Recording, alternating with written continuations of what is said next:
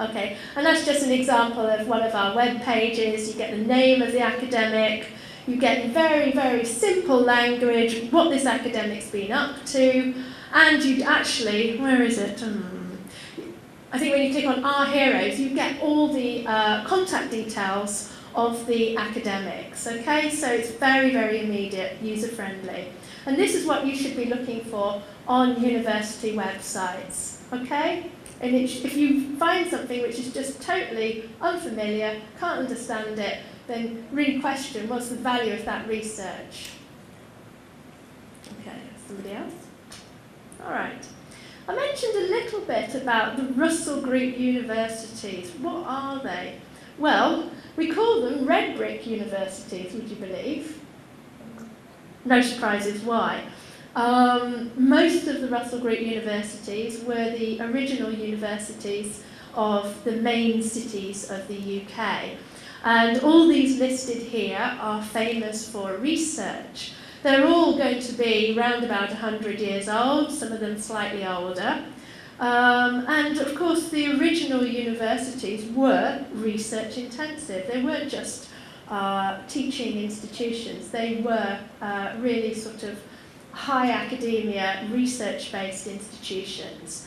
And we sort of carried our reputation, I think we've carried our reputations very well. Certainly comparing the UK to the US and other places, we have an excellent reputation for research on a relatively low funding base or resource base. So as I say, those are the universities that are really celebrated in the UK as being, good quality research universities. And you will find, if you go into sort of league tables and rankings, you will find those replicated throughout. Most of those, or I'd say at least 60% of those, will feature in the top 100 world-class universities. Okay, some impressive rankings now. These are actually the rankings of the University of Birmingham. And I used to show this slide in presentations all the time. But finally, I'm going to quit showing it. This is probably the last time you'll ever see something like this from me. Because what does it say? Are you really any clearer about the university? You can see, oh, okay, yeah, it's a good university. Okay, you can arrive at that conclusion.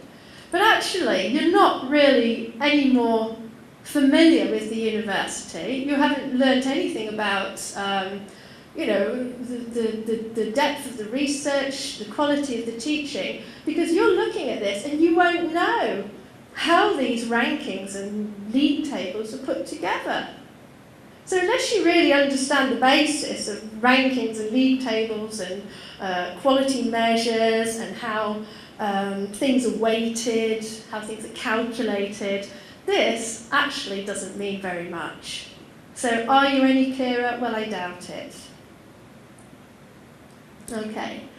Who's to blame for all this? Well, this is the Times Higher Education World University Rankings.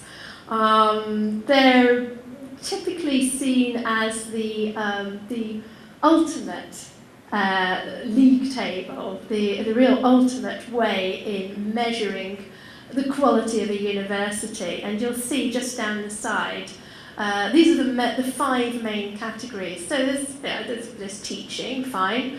Research, okay, research is worth 30%. So if you're not from a research-based university, actually you're not going to do very well in the Times World Rankings. Okay, you could be a really, really good, excuse me, a really, really good teaching university, but you're not going to feature in the world top 100. All right. So although I would come at this with a sort of health warning, it is true to say that the research universities, the traditional research universities in the UK, do feature in this league table, and it's because they are research-based. Okay, you'll see third section down, citations. Obviously, citations. And you'll see even at the bottom, international mix. There's a couple of things that I just want to draw your attention to. First of all, these are weighted, of course. And the second thing is, number of citations and influence. Those are always looked at on a UK level and on a global reach or international level. So there's a relationship there. There's a relationship between a strong research university and the reach of that research.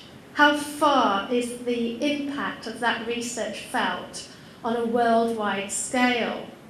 So you're pulling something else into the equation. It's actually not good enough to be top quality research unless you can get your research out there. Unless people are referring to your research, people all over the world, other academics, unless you've actually got that mechanism to promote yourself internationally, you're not going to do very well in these league tables.